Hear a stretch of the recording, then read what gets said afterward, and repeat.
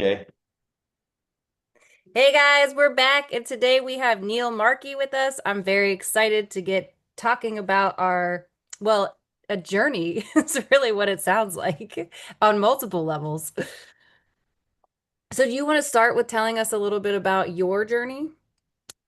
Sure. Happy to. Thank you for having me on. My name's Neil, and yeah, I usually start my story. I was doing my undergrad at University of Maryland, and then September 11th happened. I ended up joining the officer program. I went into the military thinking I was doing the right thing. By the time I got through school and training and to my unit and then to Iraq, we had learned that weapons of mass destruction narrative was not accurate. So that was pretty challenging to be there knowing that. And then I got a chance to go try out for a special mission unit called the Ranger Regiment, and I went to Afghanistan twice with them. Uh, Mm. and yeah, I was a fortunate one. I was uh, removed from the worst of it, but it still definitely left some marks on me. And I got out in 2012, so 13 years ago, and went to graduate school at Columbia University. And, by some measures was doing well professionally, was at a good school and was getting good internship offers and opportunities, but emotionally, spiritually, however you want to describe it, I was not doing well. So, I mean, that's been one of the biggest insights for me is you really never know what someone's got going on inside. There's a lot of people out there that are walking around with a, pretty well put together exterior, but have a lot of turmoil going on. And that was me. And when I was in school, I got introduced to meditation. I got a Yep. question Yeah, before go you for get it. into the good stuff. So, I remember September 11th and hilarious moment. One time I was with this 16-year-old. And I was trying to tell him, like, you remember major events in your life? And I was like, yeah, like, where were you on September 11th? And he was like, I wasn't born. So, I know. It's really so it's wild. always so funny to me to think about, like, oh, yeah, I guess that was a long time ago, Quarter century ago. right? But I remember a lot of people joined the military at that time. And it sounds like, were you in for over 10 years? No, I was in for like seven, six and a half. Okay. Mm-hmm. Okay, that's a long In my time 20s. though. And Yeah, it which was a long branch time. It did was you like end up another in? year. Yeah. I was in the Army and I was an engineer officer, but I had an infantry platoon in Iraq, and then I was at the Ranger Regiment, 2nd Ranger Battalion. Okay. Um, I can't even imagine the internal turmoil that comes from that. And having worked with plenty of veterans, um, I don't think the military really supports all the. I'll say it doesn't support mental health. That's what I'll say. Not very well, anyway. So, what's your take on that? I think they're getting a lot better, and it's a really hard thing to do to create soldiers that are okay with violence, and have them be healthy mentally. There's a conflict there, We're Yeah. not supposed to do these things. So I think that the VA, the Veterans Affairs, could do a better job, but it's really good people that are trying. It's just like it's a hard problem to solve, Yeah. like by the definition of it. And one last comment about what you shared so far. Huh? And that is just that I think a lot of times we think of mental illness as people who aren't functioning. But from my experience, most of the people I work with do function. Hmm? And it's not that people can't function, it's that they're miserable in their functioning. Uh-huh. Maybe that's a good way to say it. Yeah, that's true. And I think that there's just like a whole spectrum. I mean, there's people that can't get out of the bed in the morning and, have all kinds of issues with addiction because they're trying to numb, um and then there's kind of the walking wounded, which are, out there, have jobs, can be generally successful with all kinds of stuff going on inside. And then there can be people that are, generally doing quite well, but also still have room to improve, be more present, be more empathetic. And I think these types of experiences can help people across that whole spectrum. They just need to be depending on where someone is on that spectrum requires kind of a different approach. Hmm, okay. Okay, so now you're at Columbia University, you're getting good internships, you're doing well from an objective perspective, I guess, or like societal standards, probably. It's maybe sounds better, fits Yeah. better. Yeah. Okay. Yeah. But having a lot of anger, having trouble sleeping, going through a divorce, um, yeah, just not well, not connected. And yeah, and then, I tried SSRIs, like traditional anti-anxiety or depression medication and sleeping pills and things like this. And, some of them worked for a period of time and then they didn't. And it's like a very common veteran story. And then the thing that I think really started to help me improve was meditation. And I got introduced to that by a guy that was doing his PhD there. And he took me on my first long form program. And to this day, I'm still a big believer, practitioner. It's a big part of, how I take care of myself. And then through that network, I had some professionally facilitated psychedelic experiences, which there's a long history of veterans getting access to this type of stuff. Um, Yeah. yeah, Uh, Going back, so it was a professor at Columbia University that got you involved in meditation? it was a student. He was doing his Oh, PhD, student. Oh, okay. but he was Wow. also teaching some classes. I didn't even really know what it was, but he was teaching mindfulness for business leaders, and I attended that class. And then I was, yeah. And he home Nguyen, sweet, such a sweet guy. Actually, I think he was one of the first people that could sense my more internal state. He Aw. knew he could sense that. And yeah, he was just really kind to me. He was like, let me show you some things. Yeah, he's great. Wow, that's super cool. On several levels.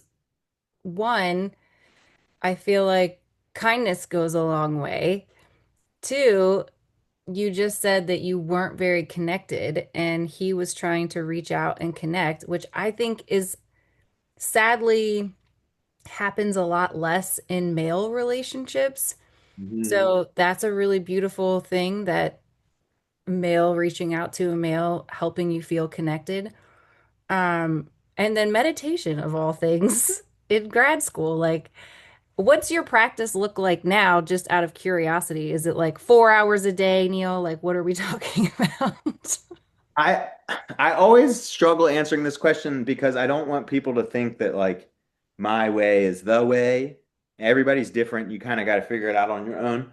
But I meditate a good bit. I meditate probably like an hour and a half a day, but I chunk it up. I do something like 30 minutes in the morning, usually a few different ones throughout the day. Like I'll make myself calendar invites. And then I do it before I go to sleep. And I've found that that's kind of around where, I need to be. But I think everyone's different. And I think I'm naturally wound quite tight. My mind is like very active, which is a good thing for some things. But because of how I'm wired and probably my history of life experiences, I think I probably require more maybe than some people, where some people, you've met them. My father's like this, where he's just like in flow more. He's not Mm. over calculating everything all the time. He more just kind of like, yeah, is in this state of flow. And I think some people are just naturally more inclined to that, and maybe they need less. I haven't studied this, but this is my intuition around it. I mean, it makes sense. I've definitely heard some experts say 7 minutes a day or 10 minutes a day. And I certainly think that's a good starting place for sure. Um, but, people like Deepak Chopra, on the other hand, are like 4 hours a day. So I was just curious where you fit in there. But Uh, okay, what were you going to say? so that's it. No. Oh, okay. Um, so getting into the psychedelics, so how did that go along with the meditation or Yeah, well, to me, they're very complementary, and I still think that they should kind of be, done in together. I think that if it's for me, when I started to have some of these psychedelic experiences, in some ways it felt like it was accelerating or deepening what I was trying to do with meditation. And if you're not like familiar with meditation, it's kind of hard to appreciate that. But people that have tried meditation will maybe like that might resonate with them. Um, and I mean, it's a big part of our programs that we run at Beckley is teaching people meditation. And I think that these psychedelic experience, these consciousness expanding experiences can be really helpful and profound for people kind of on their own. And a lot of times people will come out of them and they'll report a lot of symptom improvement, or they'll be like, I feel better, I feel more connected, I am sleeping better. But I think what we're finding is that if you don't introduce any new habits around those experiences, the likelihood is the person's going to revert back to norm because there's momentum in the way that we are, and it takes some conscious effort to put in new pathways and build new habits. But that's what's really interesting about these experiences is they seem to create this neuroplasticity, or there's this kind of increased potential for change, but you do need to do something with it. And I think like meditation is one of the most important thing to teach people. I can definitely agree with that.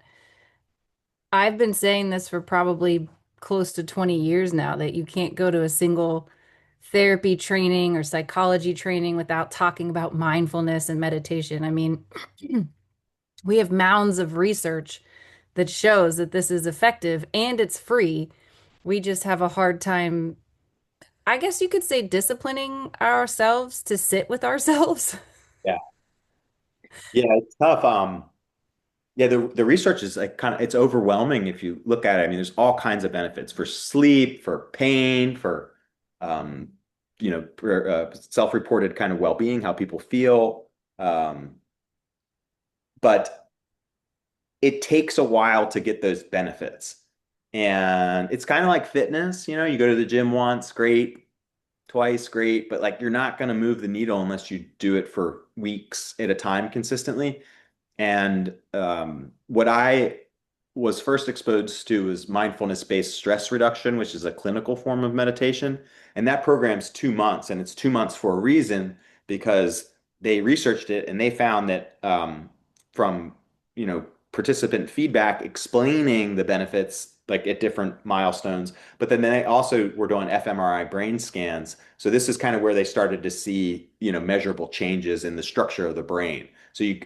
I always tell people, maybe you've tried meditation like a couple times, and that's good.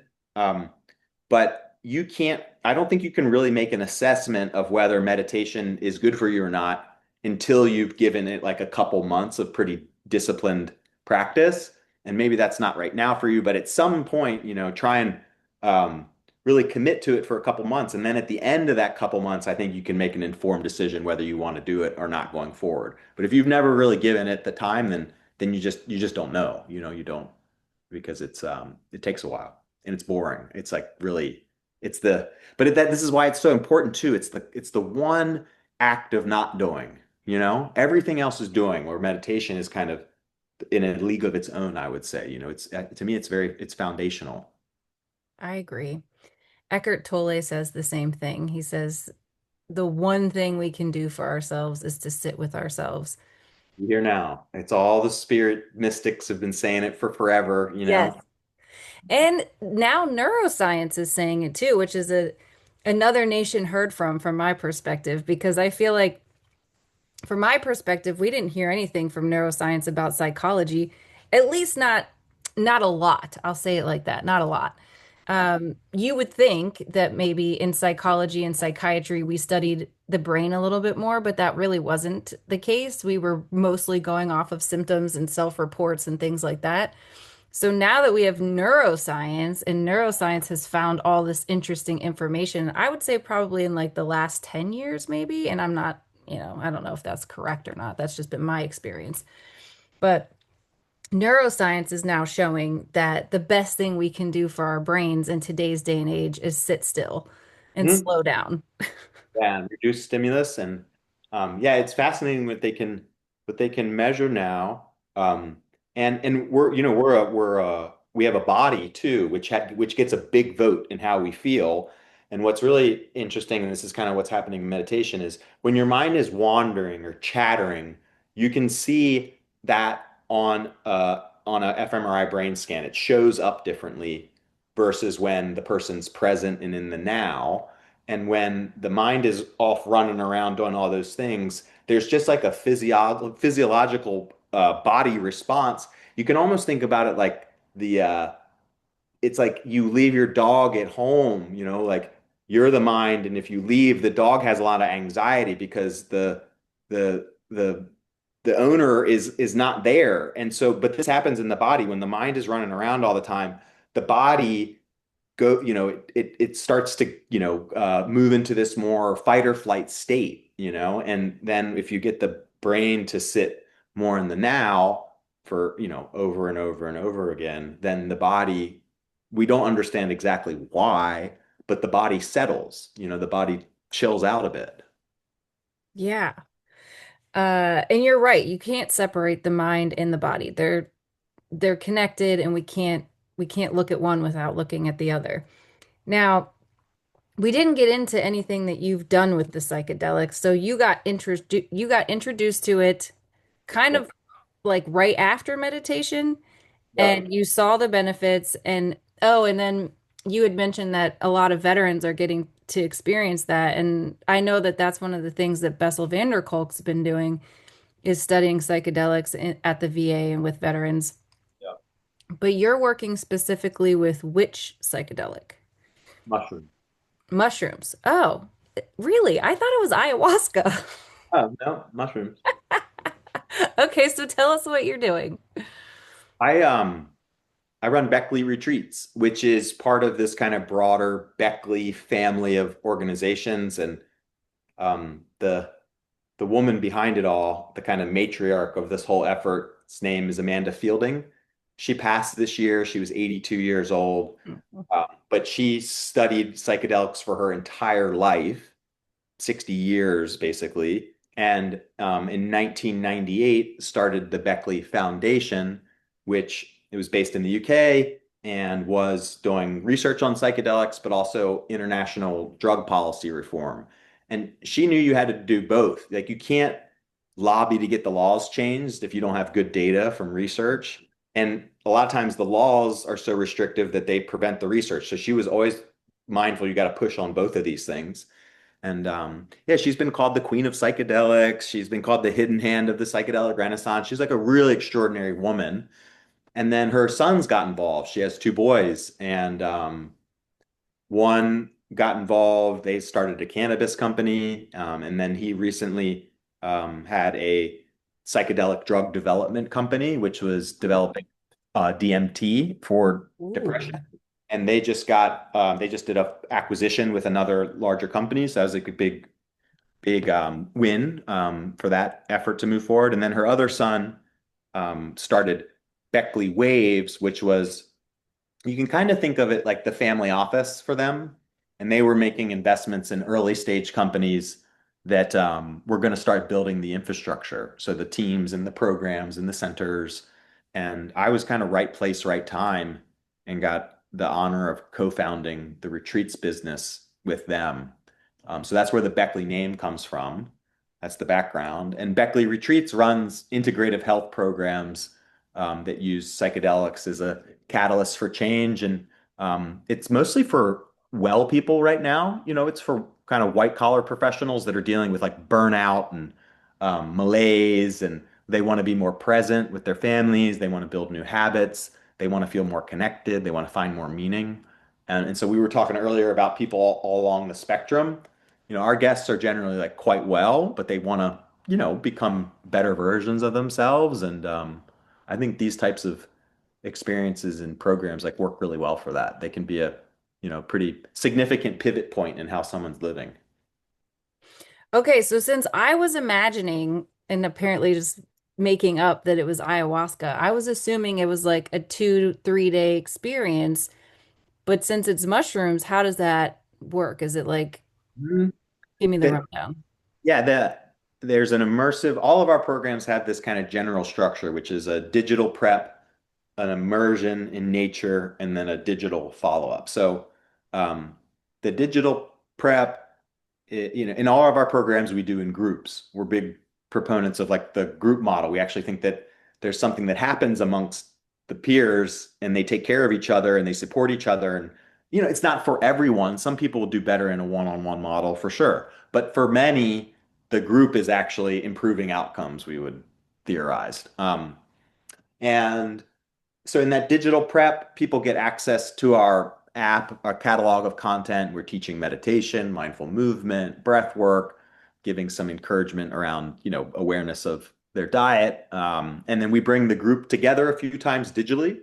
So they get to meet the facilitators, they get to meet each other, we get to start building that trust, right? And then people come down on site in Jamaica and the Netherlands is the two places we run programs right now.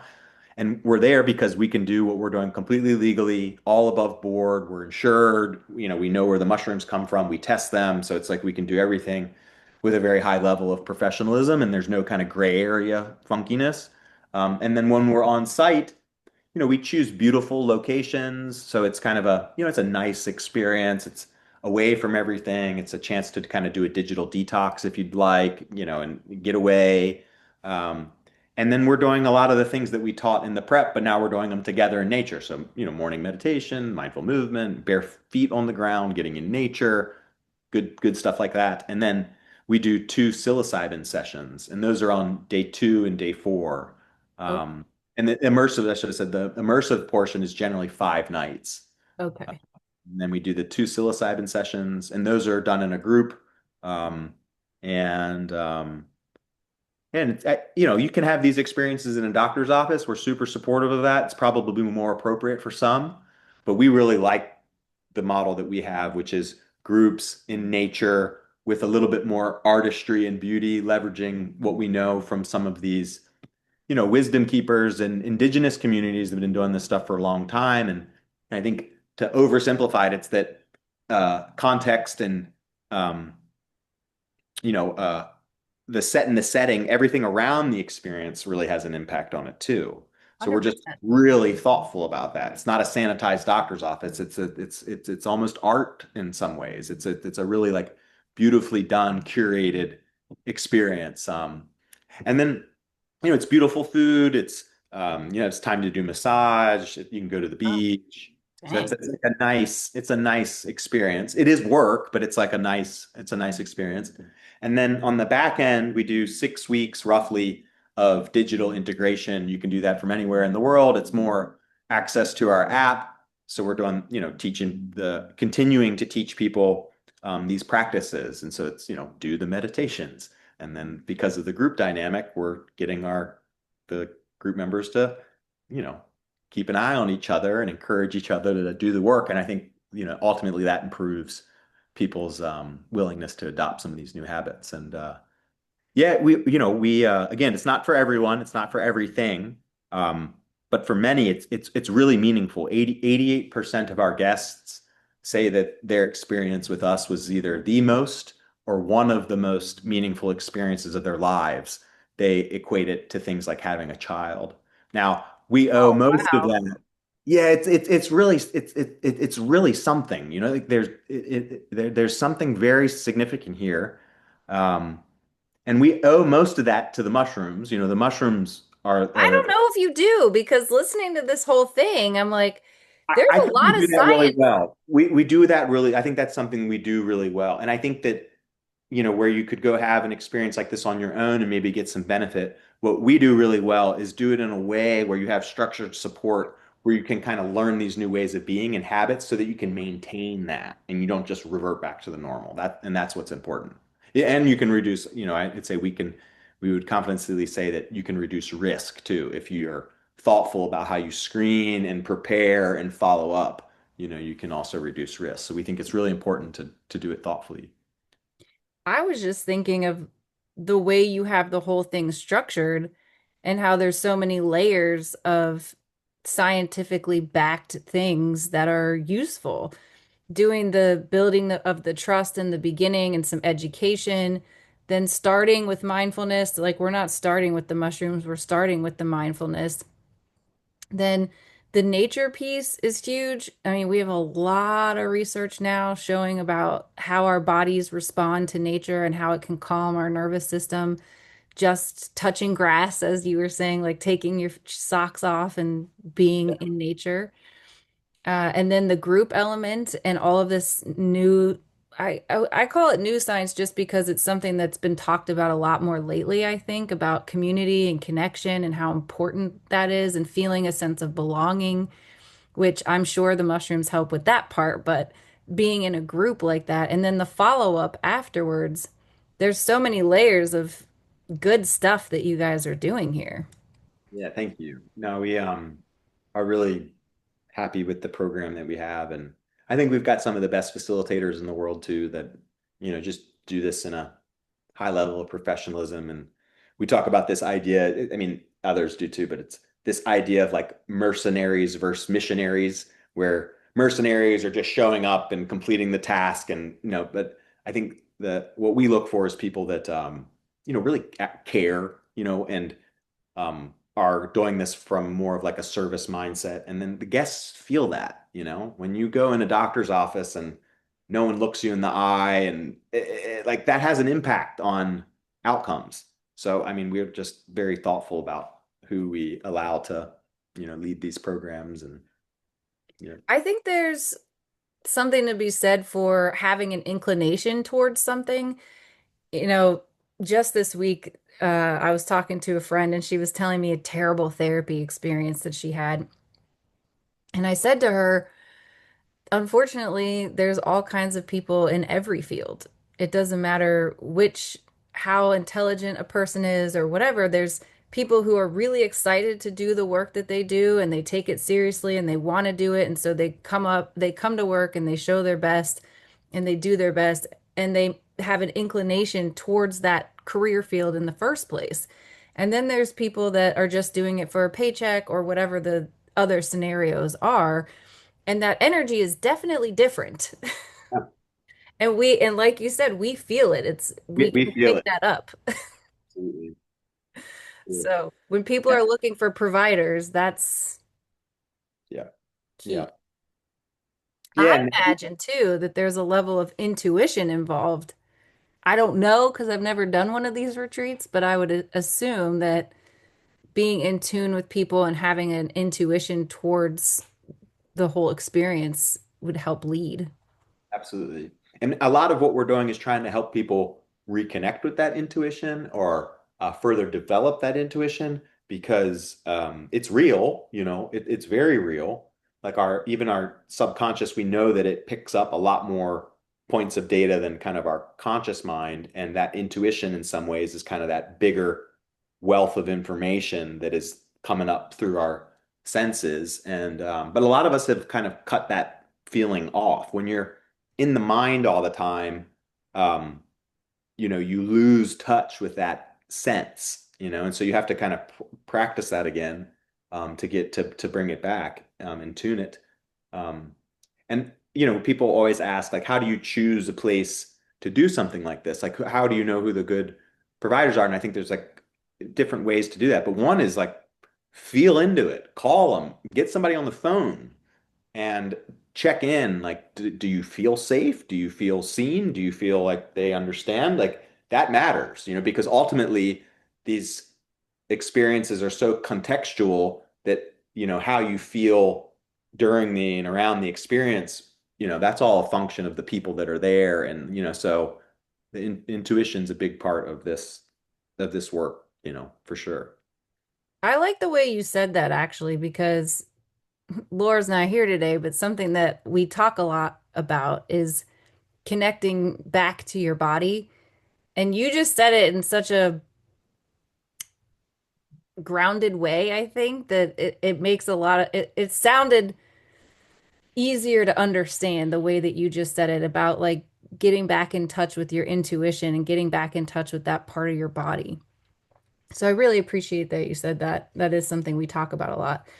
Now, what were your experiences like? Like, was your first experience with a Beckley retreat? It couldn't have been because it wasn't around, right? So, how were your experiences?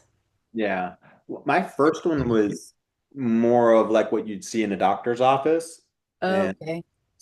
in a room, I was by myself, I was on a bed, and it was psilocybin, and I had headphones and an eye mask and listened to a playlist that included a lot of Enya.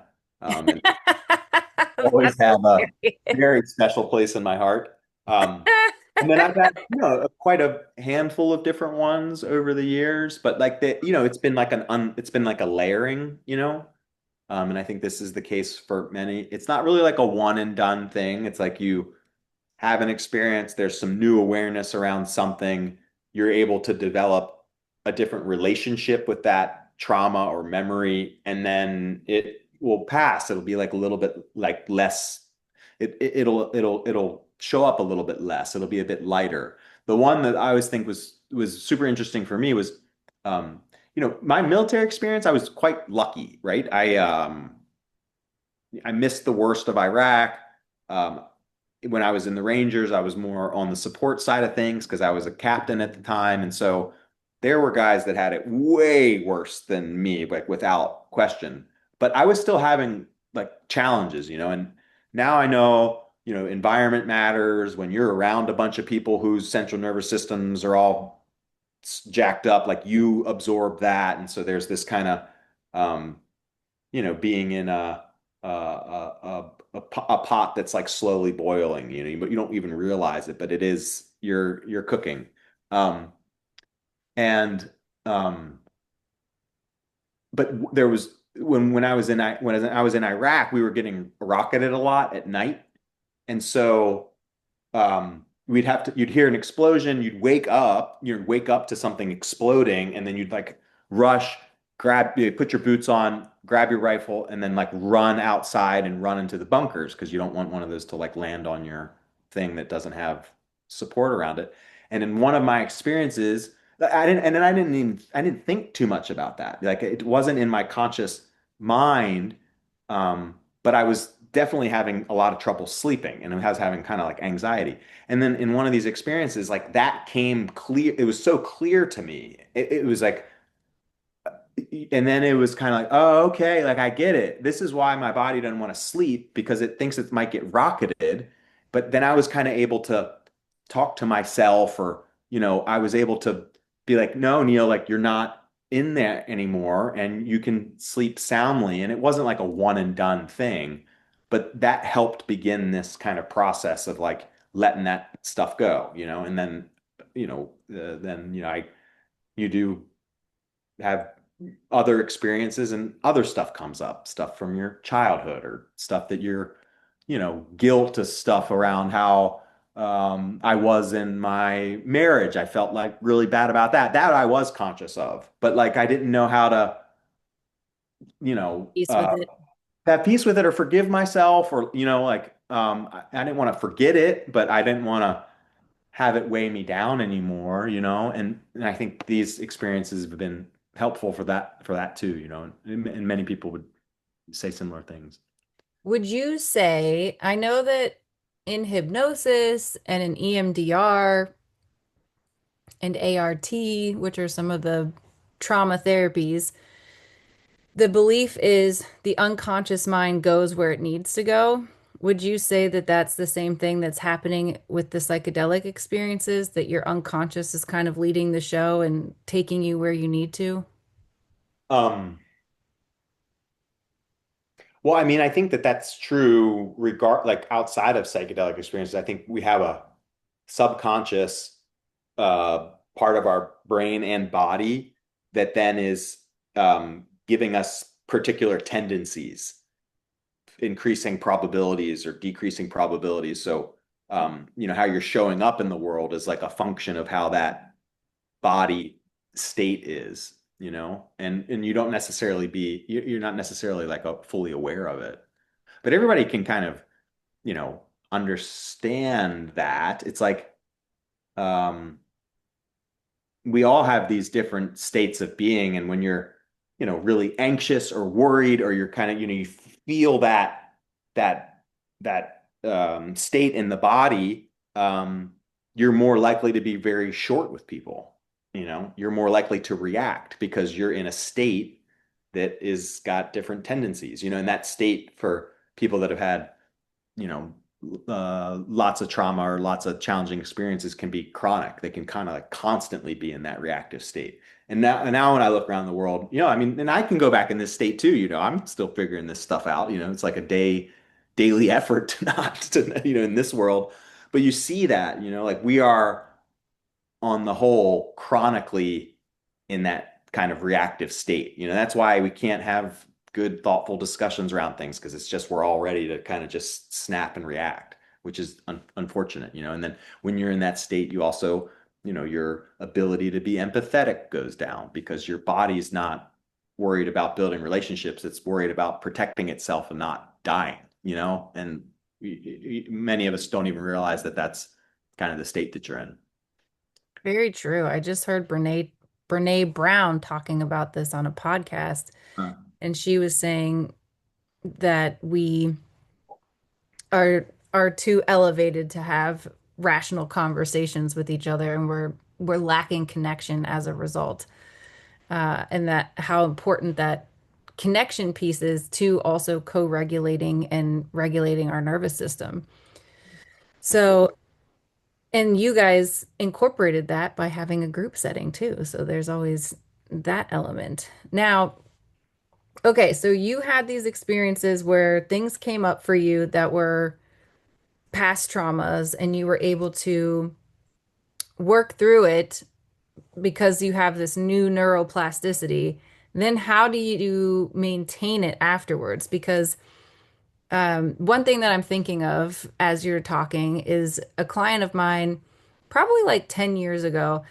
I was not, I had worked in a rehab setting and I was familiar with a lot of drugs, but we didn't really spend a lot of time talking about psychedelics. So when I went into the private practice realm, some of my clients started sharing psychedelic stories with me. And it was through them that I was like, oh, maybe this isn't such a bad thing. Like in the rehab world, in the world of substance abuse, any drug is a bad drug. Right. Any use of anything can be bad. So at least that was the mindset that I was being exposed to. So when I started hearing stories from my private practice clients that made me question that belief system, one of the stories that really stood out to me was a client who had a terrible fear of death. And I don't remember which psychedelic she did, but whatever it was, that was the first thing that came up for her. And she was saying to herself during the trip of whatever sort it was, why is that what you're afraid of? Like, really? That's what you're afraid of? You have no reason to be afraid of that. And all of a sudden, she wasn't afraid of it at all. However, she was not able to hold on to that feeling for very long. I would say 2 weeks probably we held on to it, and then that was it. So, talk to me about that part. Yeah. This use case. So some of the most interesting research um, around psychedelics is kind of end of life. And most people in that last phase um, have tremendous anxiety. And a lot of their turmoil, if you peel it back and ask and get down to what it is, it's it's they're worried about not being here anymore. And then their body's in this anxious state. And psilocybin in particular looks very effective at removing that fear of death. They've done this in terminally ill patients. Oh, We've had guests come down that are terminally ill, very open and honest about the anxiety they've had, being in, their final phase, and then on the back end say, they have peace. Uh, wow. That is so beautiful. it's really cool. And it's one of these ones where it's like, well, okay, I understand, and there's risks with psychedelics. So it's not like we should have them everywhere and it needs to be thoughtfully used. But particularly for people that are going to pass, it's like it should be a human right. If something like 85% of people that have one of these experiences in that last phase, their fear of death goes away. So why aren't we giving it to terminally ill? Why aren't we allowing terminally ill people to have these experiences? It seems a bit ridiculous because then what's the risk, Like but so I think um, there's certain populations of people that we don't care about that much. And I don't want to say that that's what the problem is, but I think that's at least a piece of it. Like, yeah. oh, you're dying? Okay. Yeah, but we'll put them in these expensive assisted living facilities that charge them and their families tens of thousands of dollars a month to get the last bit of cash out of them, which is, I think, criminal. Yeah, Yeah, good but point. um, it's changing. People are much more open to this now, and I think that It's kind of interesting too if you look at the history. You know, one of my friends, her parents are just hilarious, and her mom's like, "I grew up in the 70s." Like that's her big phrase.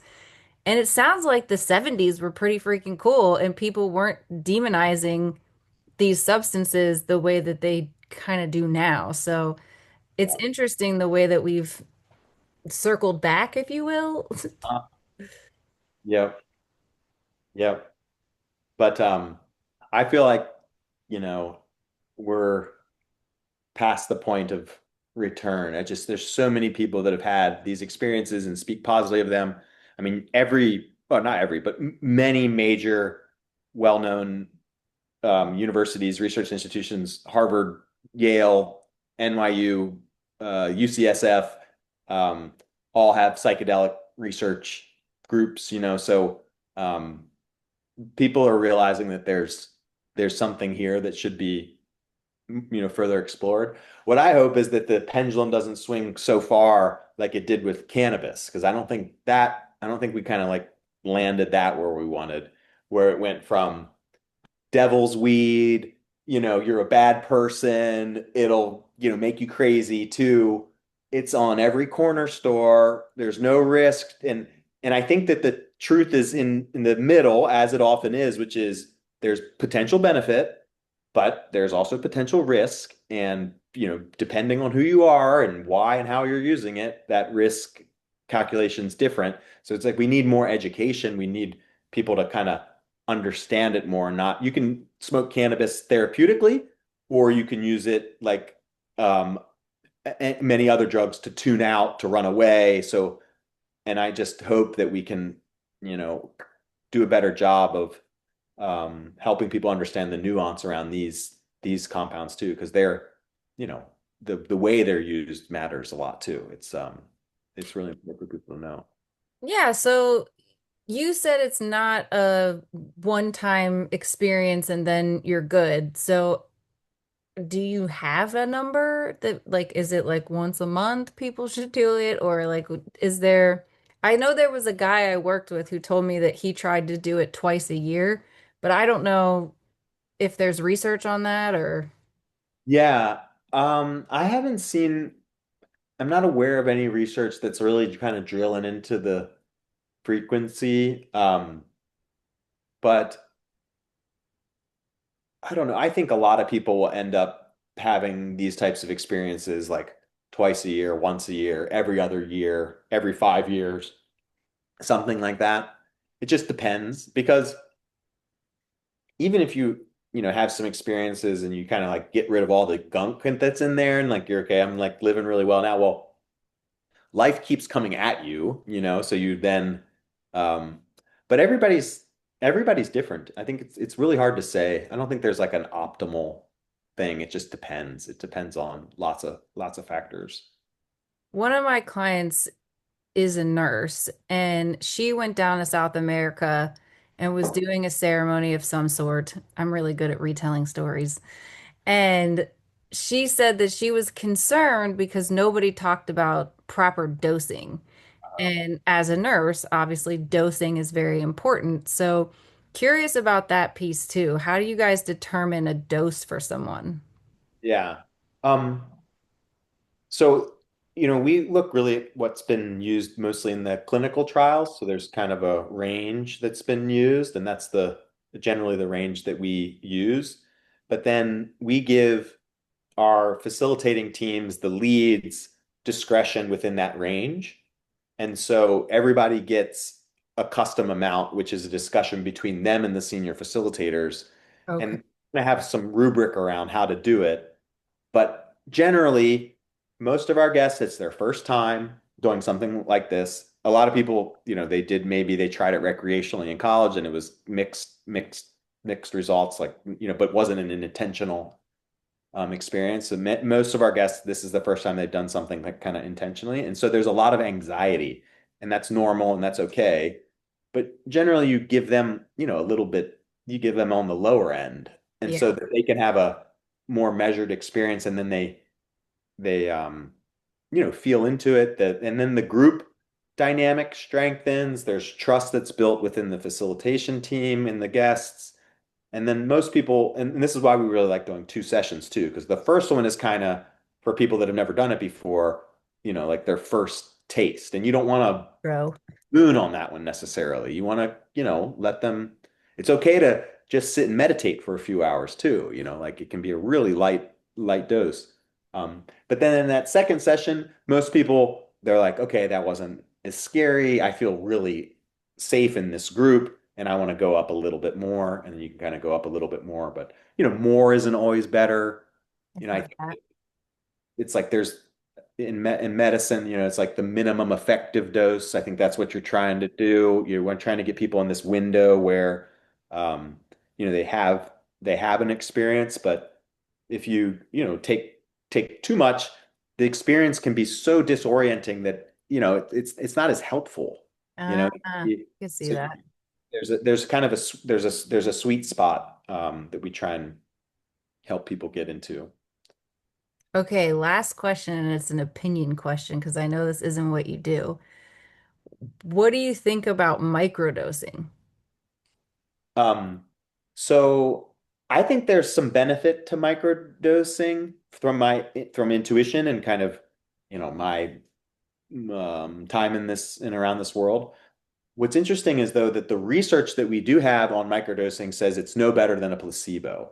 I think that's because of the way that we've been gathering the data. And I think if we did more studies, we would probably find something that's more like if you microdose and adopt intentional practices like meditation, or you get in nature more, or you do that, then you're going to see some measurable benefit. But if you just microdose and you continue with all of your other like not optimal habits, and then I don't think that it's gonna move the needle as much because there's something about these compounds that they affect your awareness, they affect your consciousness. It's different than a normal pharmaceutical that you take and um, you don't need to sit and think about it moving through your body and changing things. It kind of does it. But these are different, like they're different. There is a biological component, there's a chemical component, but then there's also this like awareness component. So I think that actually has a big impact, the intentionality and how it's being used.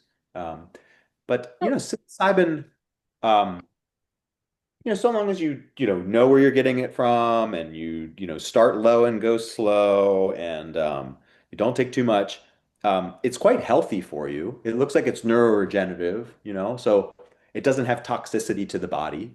The real worry is take too much and you scare the hell out of yourself because you're in a bad environment and you don't have someone to, but like it's not toxic. So and it looks like it's actually, healthy. So, um, I think there's lots of benefits that we just haven't quite pinned down yet.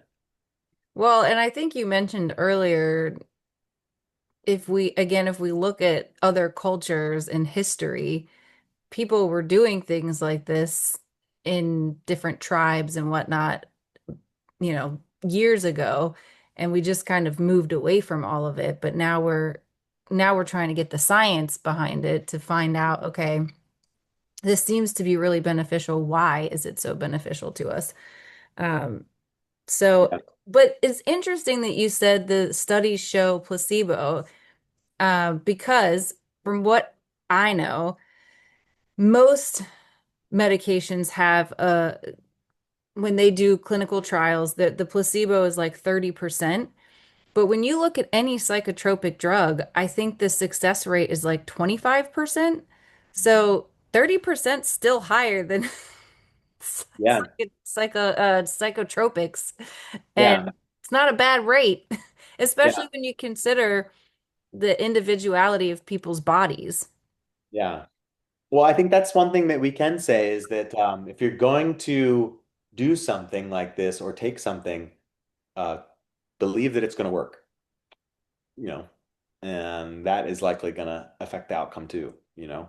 Try It's and so wild the way our belief system And this stuff, impacts. it's so wild. I mean, look at this. I love the stuff that Joe Dispenza is doing with his meditation programs and what they're doing. And I mean, they're showing major physiological changes in the body that's measurable in the blood just from meditation. No external compounds. We have no idea how that works. None. But it's a phenomena, but it's real. I mean, we're seeing it all the time. It's so clear. So, and that's the other thing too. I think that this work is about, or these experiences is like I mean, if you go into the body, into the cells, it's like we are so wildly complex. It's unbelievable, you know? So, yeah, it Yeah, just it's to be funny to be like, be a bit humble around, our, sometimes science says things that are, when it comes to medicine, says like definitive things. And it's like, well, it depends, it's a lot of times we're theorizing, and we're making our best educated guess because there's no way we can understand all the complexity that's going on. It's impossible. totally agree with that. I remember during COVID, people were getting really angry and suing doctors and suing hospitals when it was a new illness that nobody knew anything about. And we were just doing our best to guess what the treatments should be. And people were angry. And I guess I kind of understand because it feels like we've learned a lot about the body. It feels like we've learned a lot about how these things work. But like you're saying, everything is so complex, complicated, and nuanced to the individual that it's really not easy to figure out what needs to happen for who. And that's one of the things I like about the work that I do is that I don't know what's best for anybody. I have to be open to all kinds of things for people. Yeah. And Yeah. and that's something that I enjoy, being able to be a person who's open to all those things because so many professionals, especially in the world of medicine, are not. Yeah. Yep. Yep. They've been indoctrinated in some way to a way of thinking that is, in some ways, like really good and helpful, and then also in some ways limiting. And I think we as individuals have, because of how we've been brought up and the way that our society works, um, outsourced our uh, knowing or intuition to external experts. And we need to balance that a little bit more. It's like you can learn a lot from studies and from experts, but no one at the end of the day is going to know you as good as you. And you need to kind of like take some ownership there and, try some different things and be like, does this feel right? Like, is this helpful to me? And it doesn't really matter what the studies say. If it's not helpful to you, you got to be in tune enough to sense that, and if it's helpful to you and all the studies say it's not, well, I mean, what are you going to believe, Yeah, personal that's lived experience or a textbook? I mean, and not it needs to be balanced, there's exactly. Yes, I just did a presentation out of high school and we were talking about Eastern medicine versus Western medicine. And I was saying how they can be at odds with each other. And I really think it would be best if we integrated. yeah. So, anyway, I very much appreciate your time today. I very much Guys, thank you so appreciate much. you sharing all of this with us. And thank you for the work that you're doing because it's a new frontier and it's exciting. And I'm just appreciative that we are learning all of this stuff and experiencing all of these new things and coming up with these new insights and intuitive directions, if you will. Yes. Thank you so much for having me on. It was great. All right, well, we'll see you next time, everybody.